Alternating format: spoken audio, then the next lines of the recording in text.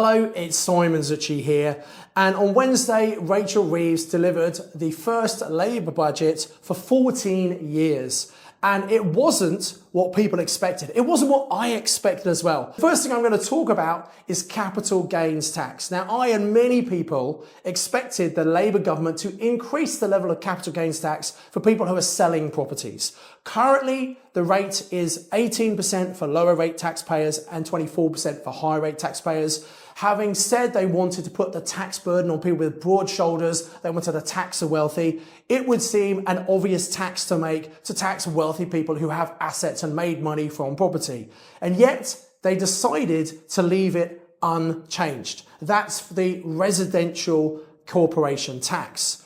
Now, what they did do, which was unexpected, but I think actually very clever, for the non-residential corporation tax, which was lower rates of 10% and 20%, depending if you're a lower or higher rate taxpayer, they've increased those to match the residential rates. So now anybody who has a capital gain, a lower rate taxpayer is going to be paying 18%, and anyone who's a higher rate taxpayer is going to be paying 24%. So it was a big sigh of relief for many property investors, myself included, who thought we were going to be paying a lot more tax when selling properties that have gone up in value over time. However, that's not the case yet. Remember, this is the first budget. They were in power for 5 years, and I highly expect they will adjust the tax rates in the future. However, I've been listening to lots of analysis and lots of reports, and one of the feelings, the reason why the Labour government didn't increase the rates as many people, and as I expected as well, so I was completely wrong about that, by the way,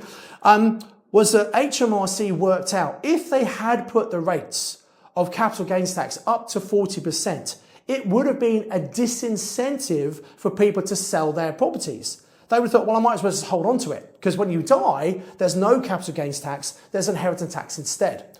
And because of that disincentive, they would have actually made less tax revenue than keeping the rates where they were. However, I think creeping the rates up over time might actually give them more tax in the future, so we'll have to look out for that one on future budgets. The next thing I want to talk about is business asset disposal relief. Now, this is an allowance that entrepreneurs can have when they're selling a business. It used to be called Entrepreneurs Relief, and it used to be a £10 million allowance. You could sell a business, and the first £10 million, you'd only pay 10% tax. It was a very good incentive for people to have businesses in the UK, grow big profitable businesses that employ lots of people, and then sell them on for a profit. Now, actually, the Conservative government reduced it down to just £1 million. It is now called Business Asset Disposal Relief. So on the first £1 million, it used to be you'd sell a business and you'd only pay 10% on that first £1 million. So it's still not bad, it's an incentive, and I fully expected the Labour government to get rid of it because, again, I saw it as an easy tax on the wealthy. However, the Labour government have made it very clear they want to help business, they want to grow the economy, they think businesses are the way to do that, so maybe that's why they didn't get rid of it. However, they did change the tax rate. What they're going to say is if you sell a business now before the beginning of the new tax year, so April 25, it's the current rate, then it's going to go up to 14%, then it's going to go up to 18%, which is pretty much effectively getting rid of that benefit. So they are kind of phasing out over time, but at least there's a little bit of time, and I think there are going to be lots of people who are trying to sell businesses before that time because it's going to save them extra tax. Now, of course, this doesn't affect property investors because we can't benefit from business asset disposal relief. However, there are lots of business owners who are also property investors. I think it's setting the way for potentially entrepreneurs wanting to leave the UK if that particular benefit is eventually diminished. Probably the biggest shocker is the change to stamp duty. Now, as investors, when we buy a property prior to this budget, we would already pay an extra 3% stamp duty when buying a property. However, with immediate effect on Wednesday night at midnight, it went to 5% stamp duty. Now, I remember when this stamp duty was first brought in, I think it was back in 2016, and we were told we have to pay an extra 3% as investors. Many investors said, hang on a minute, that's crazy, deals don't stack up anymore. But you know what? We just factored it into the price, and that's exactly what's going to happen this time. But there might be lots of amateur investors who think, oh, you know, 5%, that's too much money, I don't want to do that. And so I think it will be less buyers in the market. And it is a buyer's market now as it is anyway. So there'll be even more sellers who want to get rid of properties, less people willing to buy them. So I think this is actually good news for us as investors because we can negotiate harder. Now, I just want to say that stamp duty has been devolved. So this only affects England.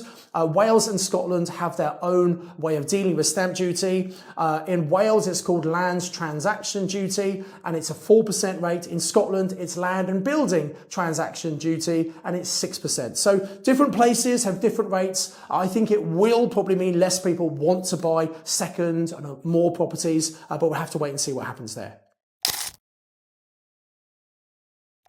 The next area that the Labour government have made a decision on is pensions. Now, maybe that's not unsurprising because lots of pensions, people are getting older, those people have a lot of wealth. And so what they've decided to do, whereas money from a pension originally was tax-free in many circumstances, what they're now saying is the first 50% of the pension is going to be tax-free, and then the excess over that is going to be a 20% tax charge. More to be learned and understood about this, but if you have a pension, you definitely need to look into that and understand what the implications are going to be for you.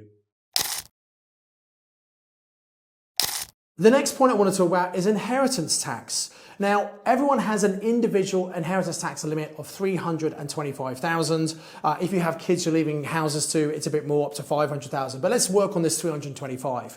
Now, that level of $325,000 has not been changed since 2009. And the Labour government said they're freezing that until 2030. So in other words, that limit has not changed. It will be for 21 years by the time you get to 2030. So although they haven't got rid of that limit or changed it, obviously values of properties are going up. So that allowance just has not and will never keep up with inflation. So in other words, the government are getting more tax money from inheritance because they're not increasing the allowance there. So no changes means actually they're making more money from it. The next point, and probably not so relevant to us as property investors, but absolutely a huge change, and it's going to make a big impact to the money received by the government, worth about £25 billion. And by the way, the increase in taxes are worth about 40 billion. So this is probably the one biggest contributor to that. Is now companies have to pay a higher level of national insurance for their employees. It was 13.8%, is now going to 15%. This is going to raise a lot of money for the government, and it's businesses who are paying for this. Now, bigger businesses with a lot of team, it's going to cost them a lot of money. I think smaller businesses also might struggle if they're on smaller margins. This could be a real challenge for business, and it's not exactly going to help business growth. Also, it might make companies wonder, do they really want to employ as many people if they're having to pay all this extra tax and contributions? So I think unemployment, unfortunately, might go up as a result of this change. Now, also, they've changed the national minimum wage, so that's going up by 6.7%. I think it's good to increase the minimum wage so people have more money to live on, but that's an inflation-busting increase. And the challenge is, if there are lots of pay increases higher than inflation, that will lead on to inflation, which will also lead on to further interest rate rises, which we've seen in 2022 and 2023 because of rising inflation. So that's one for us to watch, and that has a direct impact on us as property investors. And finally, the government has said they're going to change the non-dom status. What this means is people who are originally from overseas living in the UK, previously they didn't have to pay tax on their overseas assets. The government say that is all going to change. Now, I don't have all the details about that, but that might affect the top end of the property market where there are very expensive properties owned by these very wealthy international people who don't pay a lot of tax here. And if that's the case, well, that might trickle down through the property market. So I do hope this budget update has been useful for you. As I said, it is a big surprise, some of the things that have happened, some things that have not happened. And I'm actually going to be running an emergency webinar all about what exactly does this mean for you, what strategies should you be using, and how can we get around this 5% stamp duty, which I think is going to be a real block to many people wanting to invest in property. Right now, as I've maintained for the last couple of months, it is an amazing time to be investing in property as long as you know what you're doing, because it is a buyer's market. That means there are more sellers wanting to sell than there are buyers wanting to buy. A lot of people have been waiting, sitting back to see what happens in this budget. And I think after the budget, people are still going to be scratching their heads thinking, well, what exactly does this mean? What should we do? How can we move forward? That's why I'm running this live online emergency budget. There's going to be a link below this video. Come on, click at it. I'm going to share with you what I'm going to be doing over the next few months, what I believe you should be doing as well. This is a time limited opportunity before other people work this out. So come and get a competitive advantage. Click on the link and register for the training. If you like this video, by the way, please hit the like button. Make sure you subscribe to the channel and hit the bell icon to make sure you're notified anytime a new video comes out. My next video coming out in a few days is all going to be about stamp duty and all the implications there and what it's going to do for the market. So look out for the next video. Make sure you hit the bell icon to get notified about that. And in the meantime, register for this live online training, this emergency webinar I'm going to do all about how you can make the most of the impact of this 2024 Labour government budget. As ever, I encourage you to invest with knowledge, invest with skill.